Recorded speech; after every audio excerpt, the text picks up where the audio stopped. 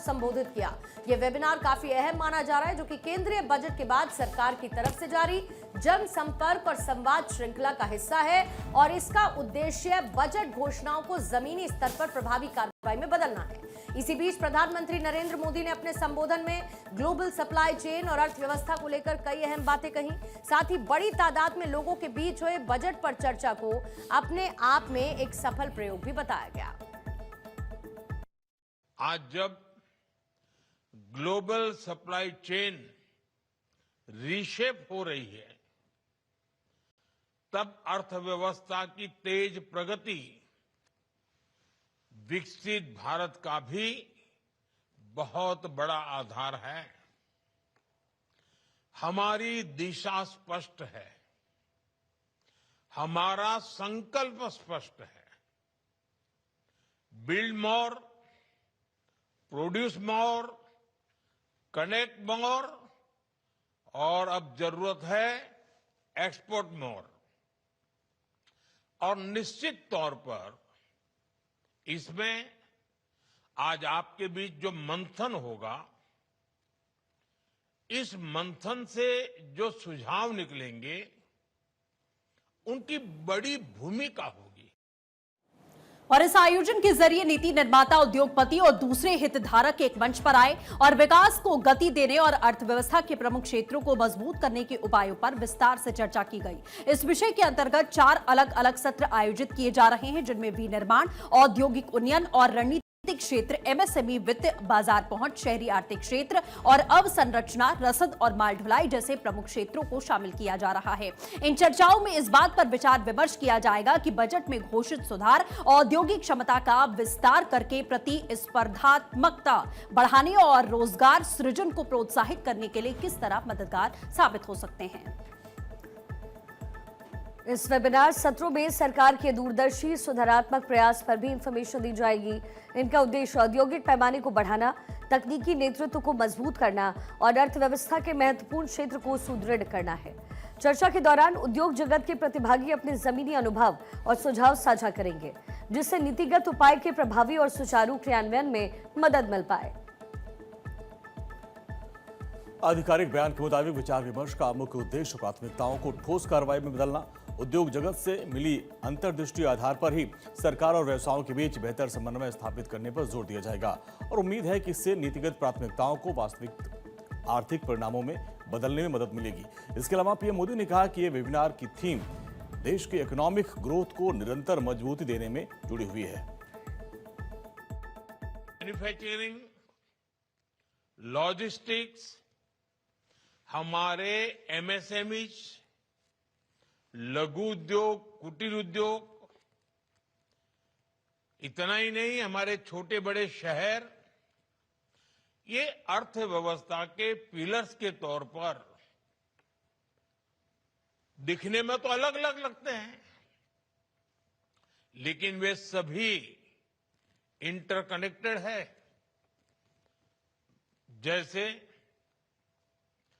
मजबूत मैन्युफैक्चरिंग नए अवसर तैयार करती है और इससे निर्यात में बढ़ोतरी होती है।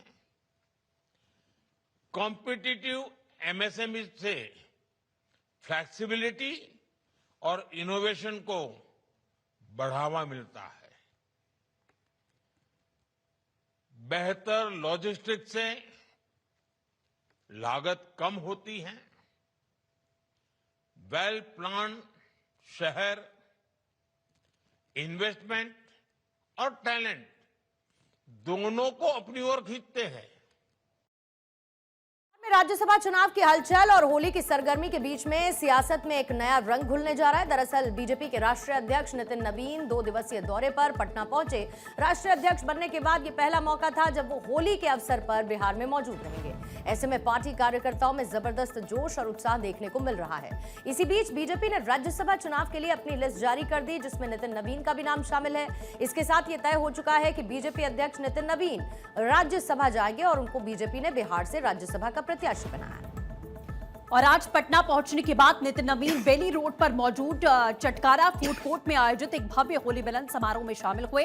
इस मौके पर प्रदेश नेतृत्व और बड़ी संख्या में कार्यकर्ता वहां जुटे रहे। समारोह में बीजेपी के प्रदेश अध्यक्ष डिप्टी सीएम सम्राट चौधरी और विजय सिन्हा समेत कई वरिष्ठ नेता मौजूद रहे। पार्टी सूत्रों के मुताबिक ये कार्यक्रम केवल होली की औपचारिकता नहीं बल्कि संगठनात्मक मजबूती और आपसी तालमेल को और पुख्ता करने की रणनीति का हिस्सा है। होली के रंगों के साथ में राजनीतिक संवाद, कार्यकर्ताओं से सीधा संवाद और आगामी रणनीतियों पर चर्चा भी इसका हिस्सा रही।